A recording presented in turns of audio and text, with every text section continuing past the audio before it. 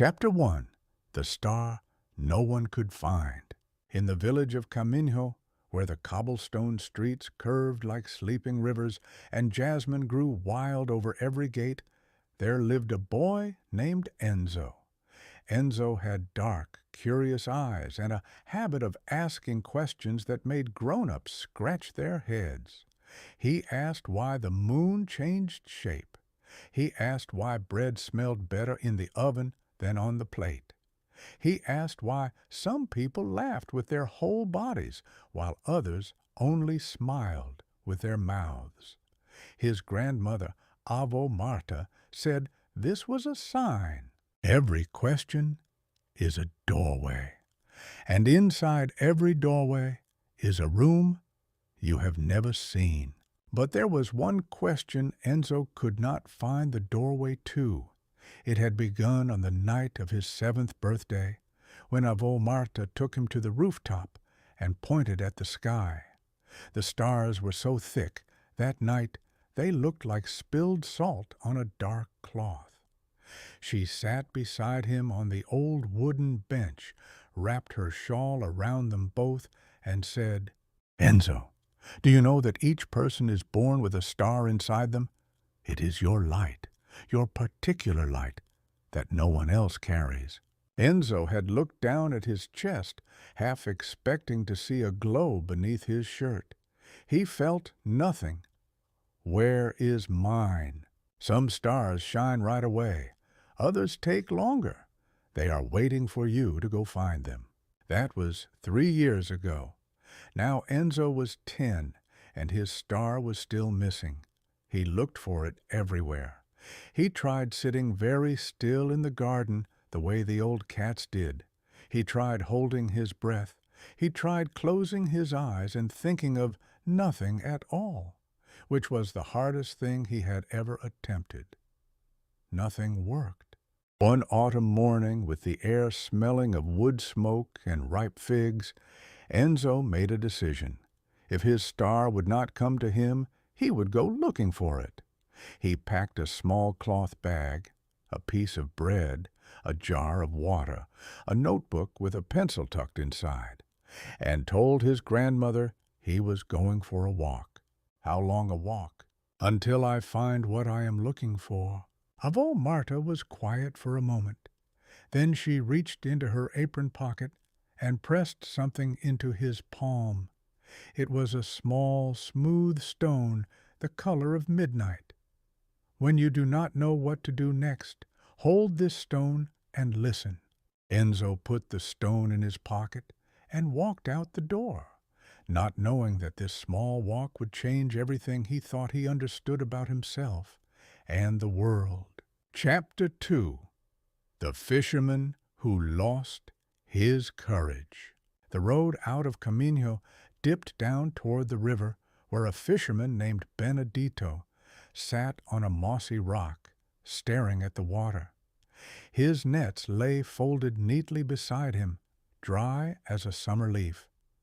Enzo had seen Benedito every morning for as long as he could remember, always wading into the current before sunrise, singing to himself, hauling in great shining catches by midday.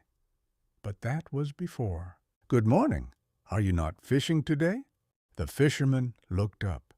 His eyes were the color of deep water, and there was something heavy in them, like stones dragging the current down. "I cannot. Last spring I went too deep, and the river took me under. I swam to shore, but my courage stayed behind." Enzo sat down beside him. He thought about what Avo Marta would say. Then he thought about his own missing star, and something clicked together in his mind. Maybe your courage is still in the river, waiting for you to come back. What if it has floated away? Then you catch it. That is what nets are for. Benedito laughed, a surprised, rusty laugh, like a door that had not been opened in a long time. They sat together in silence for a while, listening to the river. It made a sound like someone whispering the same secret over and over. Enzo took out his notebook and wrote, "Courage does not disappear.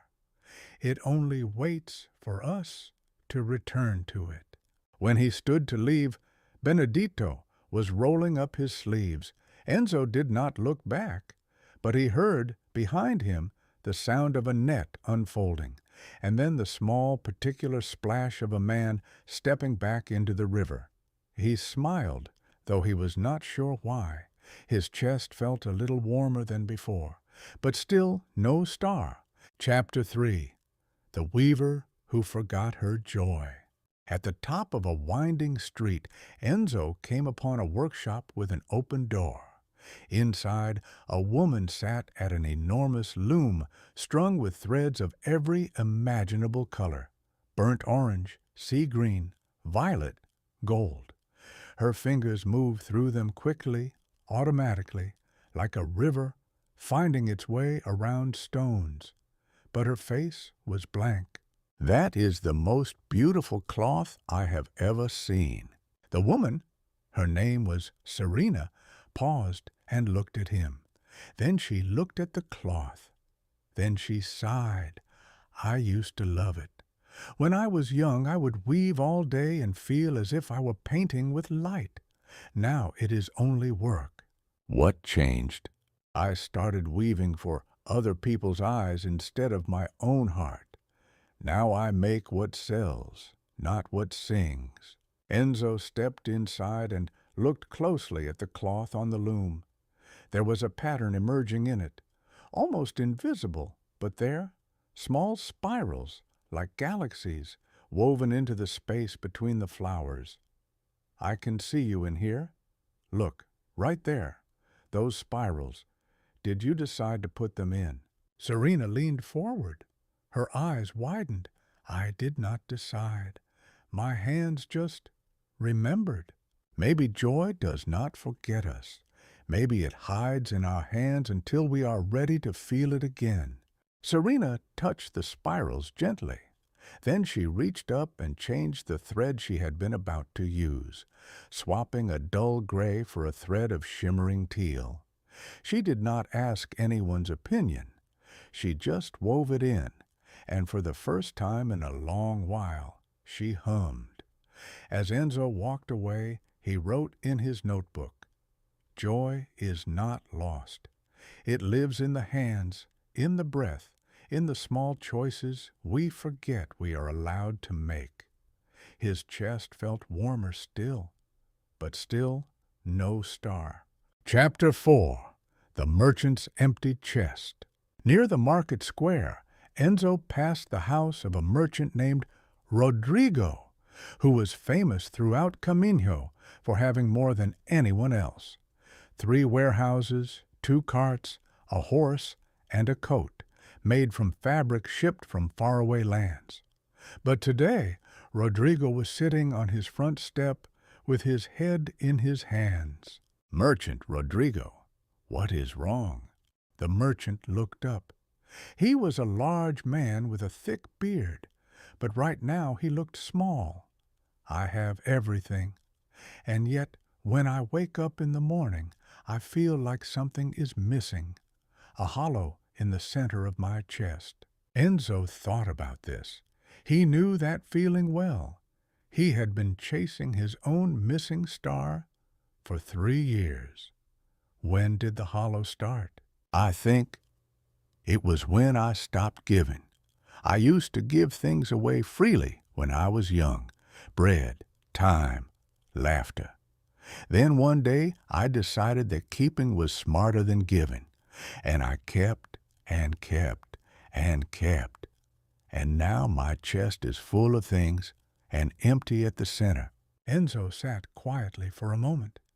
Then he reached into his bag and pulled out his piece of bread, the only food he had brought. He broke it in half and handed half to Rodrigo. "What is this for?" "For nothing, just because." Rodrigo stared at the bread in his hand for a long time. Then, slowly, the hollow look in his eyes began to change. Something small and warm seemed to kindle there, I had forgotten how light the hands feel when they let something go. When Enzo stood to leave, Rodrigo had already gone inside. Through the window, Enzo could see him moving things, boxes, baskets, sacks, toward the door. As if he had been waiting for permission to open his hands, Enzo wrote in his notebook, "The chest is not filled by what we keep. It is filled by what we freely give." The warmth in his own chest was stronger now. Something was happening, though he could not name it yet. Chapter 5. The Blind Woman Who Saw Everything. At the edge of Caminho, where the village gave way to open fields and the sky seemed to grow bigger, there was a small stone house with a garden so full of flowers it looked like it was celebrating something. In the garden sat an old woman named Caterina. She was folding dried herbs into small cloth bundles, her fingers working without hesitation, though her eyes, Enzo noticed, as he came closer, were milky white and could not see. "Good afternoon. Good afternoon, young star collector." Enzo stopped. "How did you know what I was looking for?" "Because every child who walks out alone with questions in their eyes is looking for the same thing. Sit down. You have been walking all day." Enzo sat on the stone bench beside her. She offered him a fig from a bowl, and he ate it gratefully, remembering only then that he had given away his bread. "Tell me, what did you find on your walk today?" Enzo told her about the fisherman, the weaver, and the merchant, about courage hiding in rivers, joy hiding in hands, and hollow chests that filled when they opened. Caterina listened without interrupting. When he finished, she was quiet for a long moment, turning an herb bundle in her fingers. "And what happened to your chest as you helped each one?" "It felt warmer, like something was waking up inside it." "Show me your hand." Enzo held out his palm. The old woman placed her fingers over it, not gripping, just resting, and was still. Then she smiled. "I can feel it. Your star. It is not missing, Enzo. It was never missing. It was only sleeping, waiting for you to forget to look for it, so it could wake up on its own. But I have been searching for 3 years." "Exactly. You searched for yourself and found others. You gave your bread and received warmth. You listened and learned to hear. The star does not light up when we stare at our own chest. It lights up when we look outward and act." Enzo looked down at his hand. In the late afternoon light, something extraordinary happened. For just a moment, just a breath, he felt it. A warmth from the inside. Not like the sun on skin, but like the sun inside a seed. His own particular light. He did not say anything for a long while. The garden was full of the sound of bees and the smell of rosemary, and somewhere in the distance the river was singing its endless secret. Finally, he wrote in his notebook, slowly and carefully, "The star you are looking for is lit by the light you give to others." Chapter 6. The Walk Home. Enzo walked home through the long amber light of evening. The village looked the same cobblestones, the same jasmine, the same smoke rising from the same chimneys, and yet everything felt different, the way a song feels different once you have learned its name. As he passed the river, he saw Benedito hauling in a gleaming net, laughing at something the water had said. The fisherman waved. As he passed the weaver's workshop, he heard music, Serena humming a song he did not recognize, but which sounded like the one her hands had always known. As he passed Rodrigo's house, he saw 3 children carrying baskets away from the door, and Rodrigo standing on the step watching them, looking lighter than Enzo had ever seen him. Enzo put his hand in his pocket and felt the smooth midnight stone Avo Marta had given him. He understood now what she had meant. When you do not know what to do next, hold this stone and listen. The stone had not spoken, but holding it had kept his hand open, ready to give, ready to receive. He found his grandmother on the rooftop, as he had somehow known he would.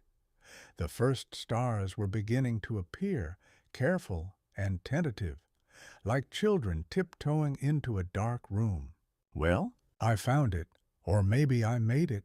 I am not sure which. Those are the same thing. They sat together as the sky darkened and the stars came out, one by one and then all at once, the way important things often happen. Enzo looked up at them and did not feel small, the way he sometimes had before. Instead, he felt connected, like a single thread in an enormous, beautiful cloth that stretched from here to the edge of the universe. He opened his notebook and wrote one last line under everything else. We are not born with our light complete. We are born with a spark, and the rest is the journey. Above them, unhurried and certain, the stars burned on.